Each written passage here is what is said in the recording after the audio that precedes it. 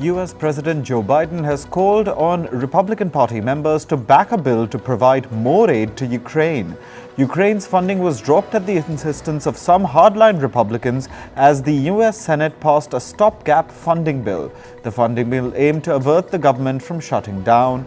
Meanwhile, Ukraine's defense minister has said that he has received reassurances from the U.S.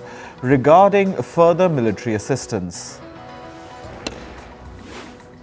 The European Union Foreign Policy Chief Josep Borrell visited Kyiv on Sunday. During his visit, Borrell promised to not only continue but also increase the bloc's support for Ukraine. He said that the EU will increase its military support for Ukraine before the end of the year. In Slovakia, a pro-Russia party led by Robert Fico has won the parliamentary elections. They had a clear lead with almost 24% of the vote. This contradicts exit polls that suggested that the liberal centrist party would win. Fico is now expected to start a coalition talks on forming the next Slovakian government. Turkish warplanes carried out airstrikes on suspected Kurdish militant targets in northern Iraq. Turkey said some 20 military installations of the Kurdistan Workers' Party were destroyed in the operation. This comes after two people carried out a bomb attack in front of the Turkish Interior Ministry buildings. The attack took place in the capital Ankara on Sunday. The Turkish government said that both attackers died in the explosion. At least 13 people were killed after a fire tore through a nightclub in Spain. Rescuers are still searching for people unaccounted for after the blaze. The cause of the fire is being investigated. Some local reports from Spain say multiple birthday celebrations were underway at the time. The reports didn't say if the celebrations led to the fire. More than 100,000 refugees have arrived in Armenia in under 1 week. This is according to the UN refugee agency UNHCR.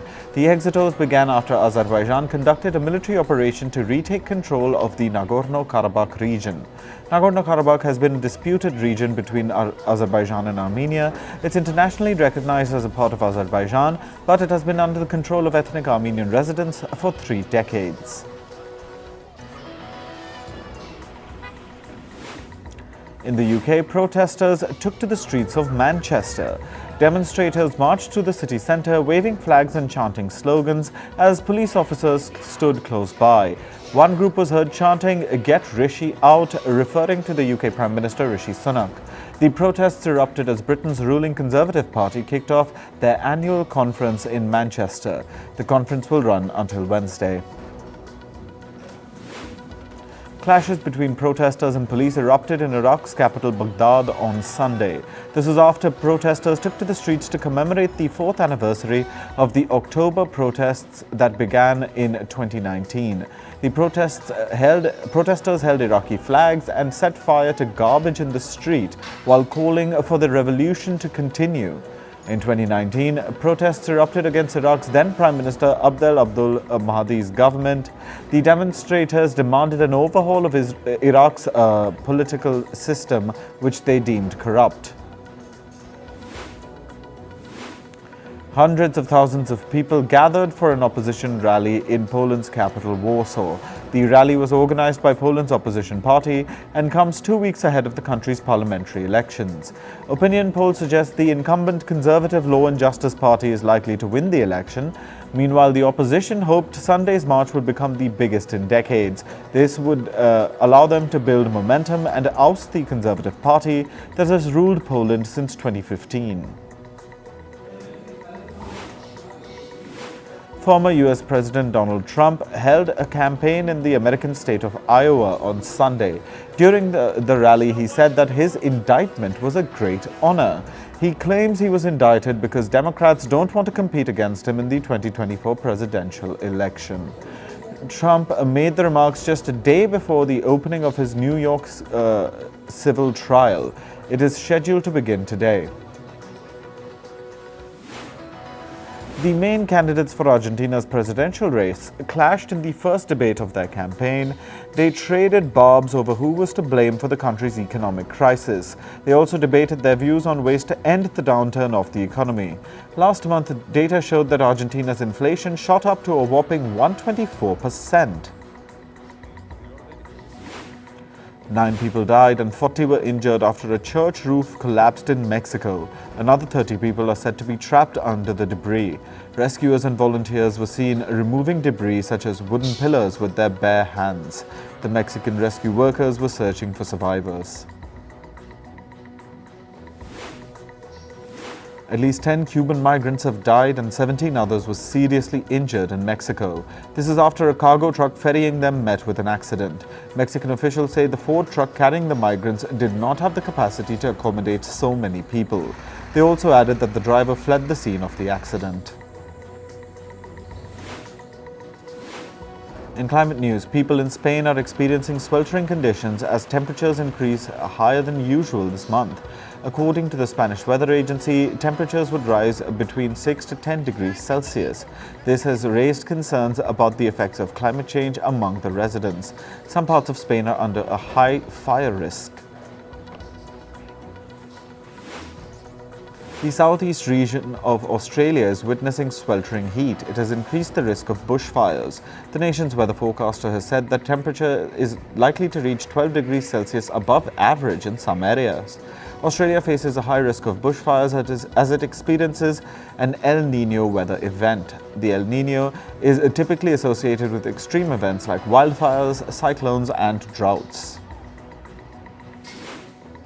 Switzerland, Poland, Germany, France, Belgium, and Austria experienced their hottest September on record. The year 2023 is likely to be the warmest year in human history. In France, the highest temperatures surged past 38 degrees Celsius. In Poland, September temperatures were 3.6 degrees Celsius higher than average. In Germany, the temperature was almost 4 degrees Celsius higher than average. More than 60,000 protesters gathered in the Swiss capital Bern to demand tougher policies to combat climate change. The protest comes less than a month ahead of a national election. Such large protests are rare in Switzerland. It shows growing public frustration with the pace of policy making to tackle global warming. Reports show that Switzerland's glaciers have shrunk by 10% in 2 years.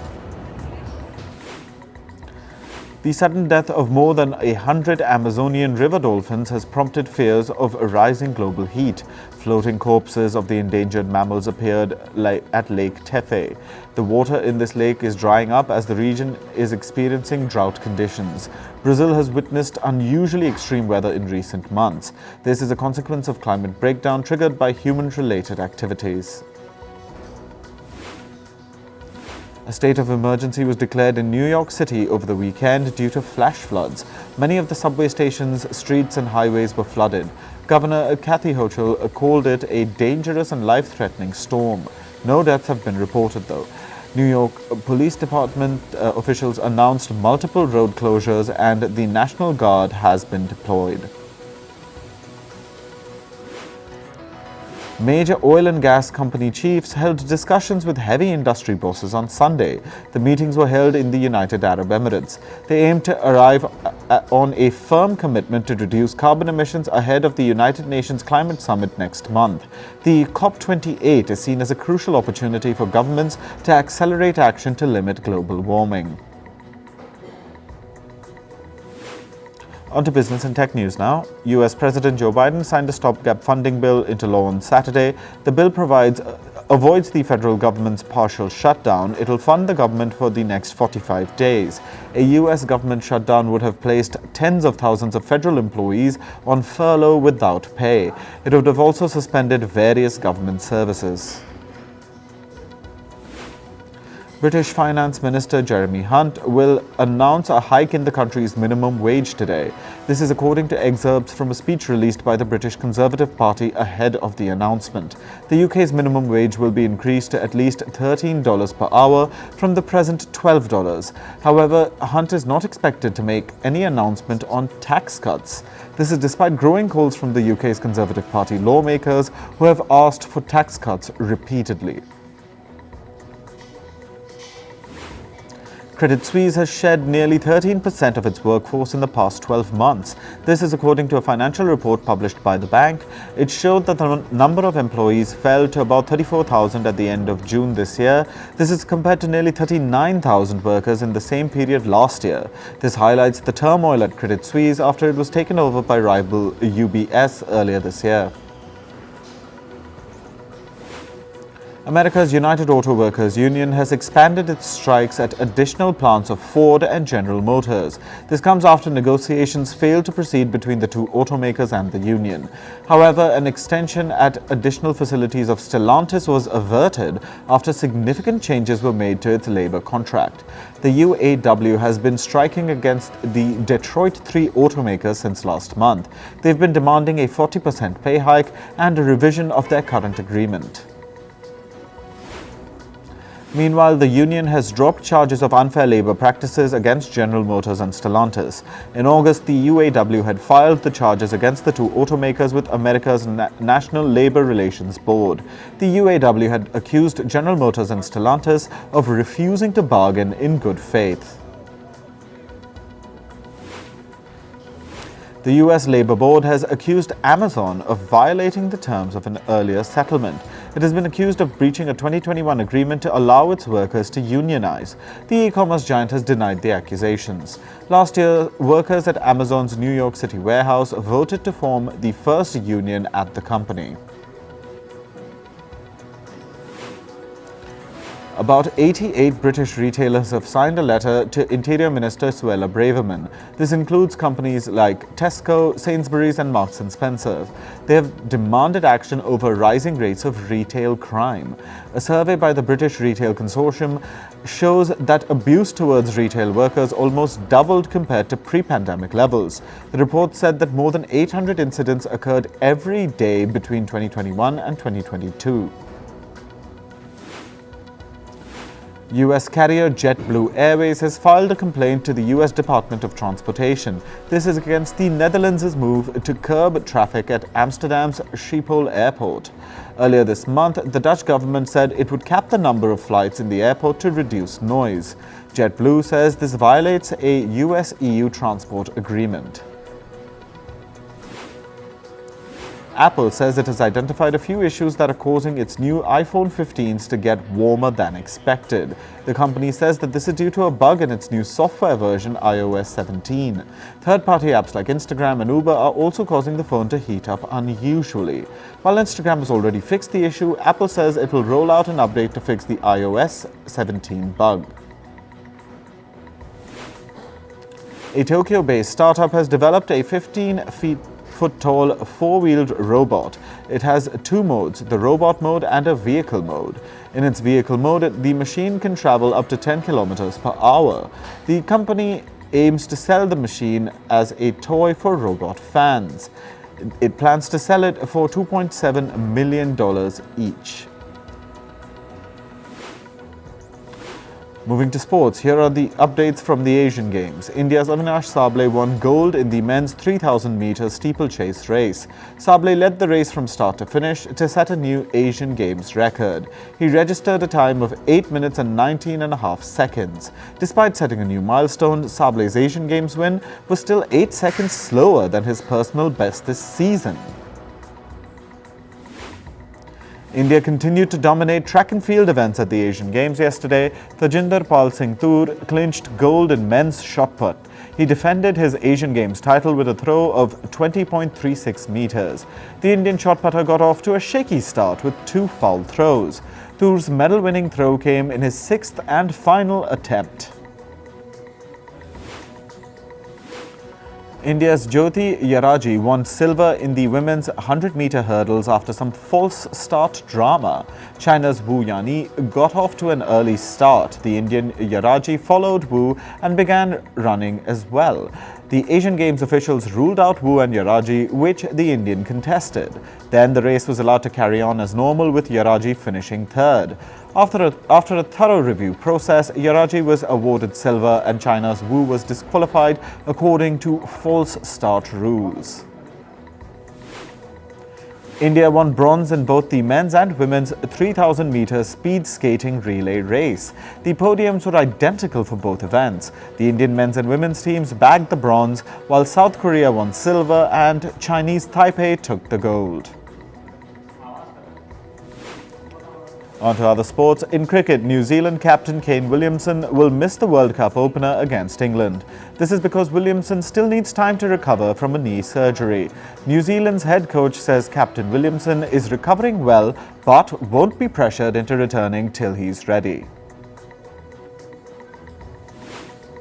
In football, AS Roma beat Frosinone Calcio 2-0 in the Serie A League match last night. Striker Romelu Lukaku scored the first goal for Roma in the 21st minute. Roma sealed the win with a late goal from Lorenzo Pellegrini in the second half. In tennis, world number 2 Carlos Alcaraz advanced to the quarter-final at the China Open. Spain's Alcaraz beat Italy's Lorenzo Musetti 6-2, 6-2 in straight sets. The Spaniard will next face Norwegian Casper Ruud. Meanwhile, world number 1 Arina Sabalenka also advanced at the China Open. Belarusian Sabalenka beat American Sofia Kenin 6-1, 6-2 in the round of 64. Sabalenka will now play against Britain's Katie Boulter tomorrow. In golf, Europe beat the US to win the prestigious Ryder Cup. The competition was played in Italy's capital, Rome. Europe needed 4 points on the last day to beat the American side. England's Tommy Fleetwood and Ireland's Shane Lowry played some spectacular shots to turn the game around and win the cup for Europe. The Ryder Cup is a biennial men's golf competition between teams from Europe and the US. In MotoGP, Ducati's Jorge Martin won the Japanese Grand Prix. Despite rainy and slippery conditions, the 25-year-old Spaniard completed the 21 laps in just 24 minutes and 6 seconds. Martin's Ducati teammate Francesco Bagnaia finished 1 minute and 41 seconds later to secure the second spot. Honda's Marc Marquez finished third to complete the podium. In the world of entertainment, singer Taylor Swift traveled to the U.S. state of New Jersey to watch the American football team Kansas City Chiefs take on the New York Jets. This comes amid rumors that Taylor Swift is dating NFL player Travis Kelce. The pair's relationship reportedly sent the National Football League's ticket sales and television viewership soaring. Swift was seen in the audience with other celebrities including Ryan Reynolds, Hugh Jackman and Blake Lively. Comedian and TV show host John Oliver has said that he's furious with Hollywood studios and that how they prolonged the writers' strike. Oliver spoke about the strike in the latest episode of his show Last Week Tonight. He said it took 148 days to strike a deal, something that could have been done in 1 day. Oliver highlighted the sacrifices that Hollywood writers have had to make to be able to strike a deal with studios. Zelda Williams, the daughter of late American actor and comedian Robin Williams, has spoken out against the use of artificial intelligence in Hollywood. This comes after AI was used to recreate the sound of her father's voice. Zelda Williams said, and I quote, "I'm not an impartial voice in SAG's fight against AI. I have witnessed for years how many people want to train these models to create or recreate actors who cannot consent." She added that she found it personally disturbing and that the ramifications went beyond her own feelings. American boy band NSYNC have released their first song together in 20 years. The song, called Better Place, will be featured in the animated movie Trolls Band Together. NSYNC was one of the most successful bands in the 1990s. The group's last studio album came out in 2001. NSYNC went on a hiatus in 2002 before the group eventually disbanded. Singer Ed Sheeran has revealed that his latest album, Autumn Variations, will have no singles or music videos. Autumn Variations is Sheeran's second album this year. The project is the singer's first independent release on Gingerbread Man Records, which he founded. Sheeran has also said that taking an independent route is important as he wants to step away from being a big-budget pop star. K-pop band BTS member Jungkook's solo album is set to release by the end of this year. During a recent interview, Jungkook shared insights into his upcoming plans for his solo career, saying his solo album is on its way. Jungkook has delivered back-to-back hits, including 7 with American rapper Lotto and 3D featuring American singer Jack Harlow. Singer Britney Spears shared a personal message on Instagram a month after her husband Sam Bankman-Fried filed for divorce. She said, "I'm lucky to have amazing friends. Positive affirmations are important to me at the moment." She posted the caption with an image with her friend and manager Cade Hudson. Bankman-Fried filed for a divorce from Spears 14 months after the two got married. Gangster Dwayne Keith Davis has been indicted over the murder of late singer Tupac Shakur. Tupac was killed in Las Vegas in the US in 1996. Davis has been indicted on 1 count of open murder with the use of a deadly weapon. The Las Vegas Metropolitan Police Department said that the family of Tupac Shakur waited for 27 years for justice. The late singer's sister has described it as a pivotal moment. A movie based on the tragic story of OceanGate's Titan submersible is in the works. Producer E. Brian Dobbins has taken up this project. Screenwriter Jonathan Kesey has been roped in as one of the scriptwriters. He said, and I quote, "Our film will not only honor all those involved in that submersible tragedy and their families, but address a more macro concern about the nature of media today." Oprah Winfrey has spoken out about the stigma attached to gaining weight in the entertainment industry. She said, and I quote, "I don't know if there's another public person whose weight struggle has been exploited as much as mine over the years." Oprah said, "The world has shamed people for being overweight forever, and people treat overweight people differently."